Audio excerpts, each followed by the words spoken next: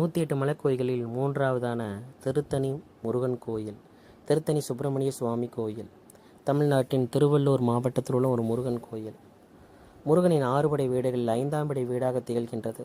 தமிழ்நாடு அரசின் இந்து சமய அறநிலைத்துறை கட்டுப்பாட்டின் பராமரிப்பில் இக்கோயில் விளங்குகிறது. இது இந்தியாவின் வட தமிழ்நாட்டில் உள்ள திருவள்ளூர் மாவட்டம் திருத்தணி மலையில் அமைந்துள்ளது. இது முருகப்பெருமான் வள்ளியை திருமணம் செய்து கொண்ட தலமாகும்.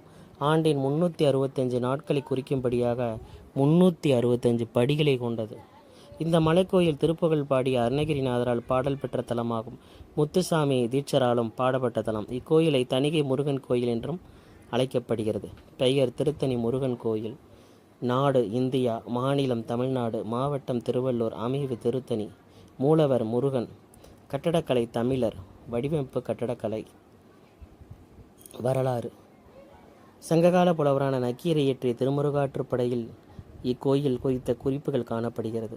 இக்கோயில் விஜயநகர மன்னர்களாலும் உள்ளூர் நிலக்கல கிளார்களாலும் பேணப்பட்டு வந்தது. திருத்தணி முருகன் கோவில் கிபி 9ஆம் நூற்றாண்டில் சோழர்களால் கட்டப்பட்டது. இந்த திருத்தணி முருகன் கோவில் தமிழ்நாட்டில் தொண்டை மாநில மண்டலத்தில் மிக முக்கியமான முருகன் கோவில்தான் இந்த திருத்தணி முருகன் கோவில். தல வரலாறு. தேவர்களுக்கு தீராத துன்பம் கொடுத்து வந்த சூரபத்மனுடன் போர் புரிந்த தேவர்களின் துயரத்தை நீக்கி வள்ளியை மணந்து கொள்ள வேடர்களுடன் விளையாட்டாக போர் புரிந்து முருகப்பெருமான் கோபம் தணிந்து அமர்ந்த தலம் திருத்தணி ஆகும். ஆகையால் இந்த தலம் தணிகை என பெயர் பெற்றது.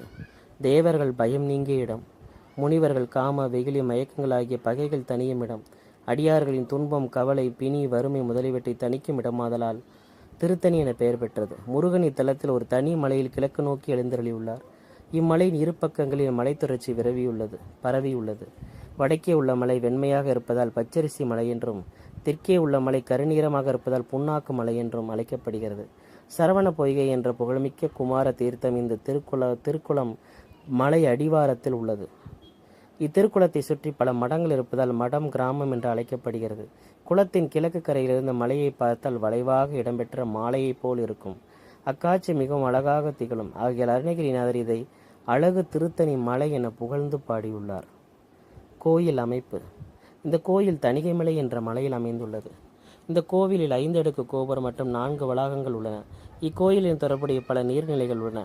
இத்தலத்தில் முருகன் வலக்கையில் சக்தி ஹஸ்தம் எனப்படும் வஜ்ரவேலுடன் இடி போன்ற ஓசை எழுப்பும் சூலம் போன்ற கருவி, இடக்கையை தொடையில் வைத்து ஞான சக்தி பெற்றவராக காட்சி தருகிறார். மற்ற கோயில்களில் உள்ளது இந்த முருகனிடம் வேல் கிடையாது. அலங்காரத்தின் போது மட்டுமே தனியாக வேல் சேவல் கொடி வைக்கின்றனர். வள்ளி தெய்வான இருவருக்கும் தனித்தனி சன்னதிகள் உள்ளன. திறக்கும் நேரம் வழக்கமாக காலை 5:45 மணி முதல் இரவு 9 மணி வரை கோயில் திறந்திருக்கும். சிறப்பு நாட்களில் கோயில் முழு நாளிலும் மதியம் 12 மணி முதல் மாலை 3 மணி வரை திறந்திருக்கும். அமைவிடம் அரக்கோணத்திலிருந்து 18 கிலோமீட்டர் தொலைவிலும், சென்னைக்கு வடமேற்கே 84 கிலோமீட்டர் தொலைவிலும், ஆந்திர மாநில எல்லைக்கு அருகே திருத்தணி அமைந்துள்ளது.